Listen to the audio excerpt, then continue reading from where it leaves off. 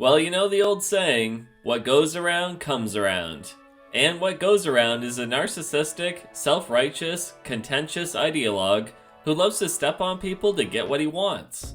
Someone who takes beloved video games and uses them for his own personal podium to preach to the masses.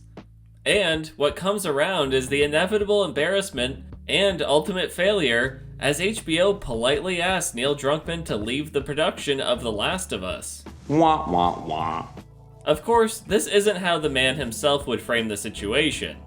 Neil Druckmann would have us believe that he's leaving on his own accord, that other, more pressing projects need his attention, and that he simply cannot spare the time to work on everything at once.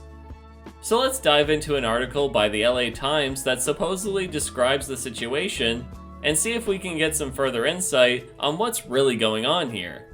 I've made the difficult decision to step away from my creative involvement in The Last of Us on HBO, Druckmann said in a statement posted on Naughty Dog's Instagram account.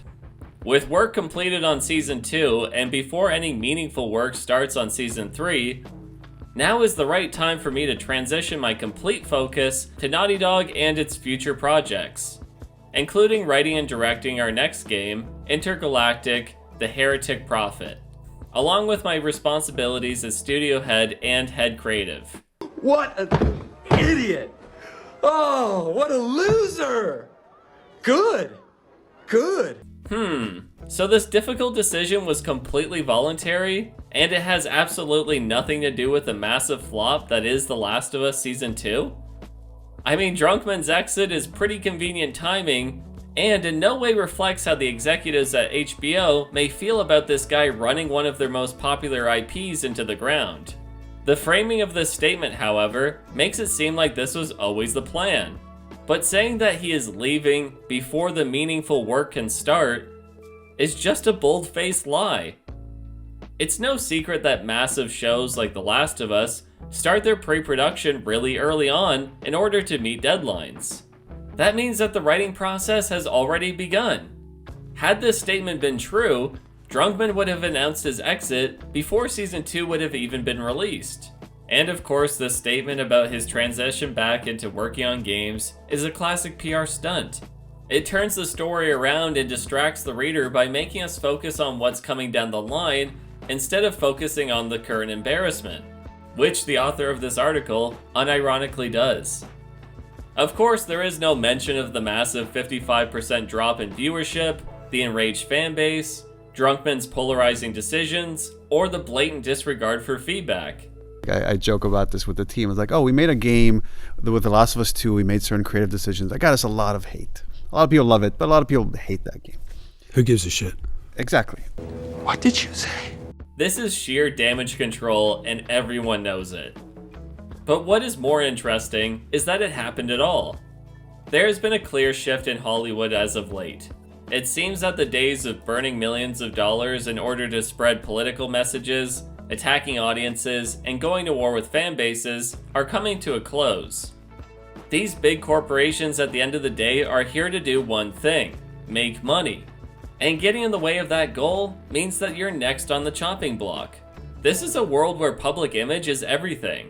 And Neil has made it known that he not only doesn't care about backlash, but that he actively seeks to create controversy. But so the joke is like, you know what, let's do something that people won't care as much about. Let's make a game about faith and religion. And sure, that may work for scumbag YouTubers who like to rip apart popular movies and TV shows, but it doesn't function well when you're trying to promote a large production to an attentive fan base. And Neil just figured that out. And in the end, what was he really expecting here? Half the fanbase already tuned out due to the controversy of the second game's narrative. But even the fans of Part 2 were disappointed with the less gritty direction the show took, amongst other things. So in the end, none of the fanbase was satisfied. On top of that, the show itself was a boring, pandering, hate-filled mess, starring an actress that was never suited to the role. And of course was working with a script that wasn't suitable enough to wipe my ass with. Now there are a lot of takeaways one could have from this hilarious embarrassment, and I have two. Number one is, this is a great sign. It's not difficult to imagine that had the season come out a few years earlier, that Neil Druckmann and his lackeys would have stayed on board comfortably at this project. Companies like Disney and many others like it were tanking massive hits in the past and slugging forward. Viewers and production companies alike are now demanding better products from creators. So in the end, the money won, and the power's back in the hands of the audience. My second takeaway is that I hope Neil sticks around a little longer. It's not too often that you get to witness the fall of a real-life villain, and watching him stumble from one failure to another is honestly just too enjoyable to miss out on. And from the looks of this Heretic game, we won't have to wait too much longer. So good luck, Neil, because whether you intended to or not, you have become a great source of entertainment for many of us.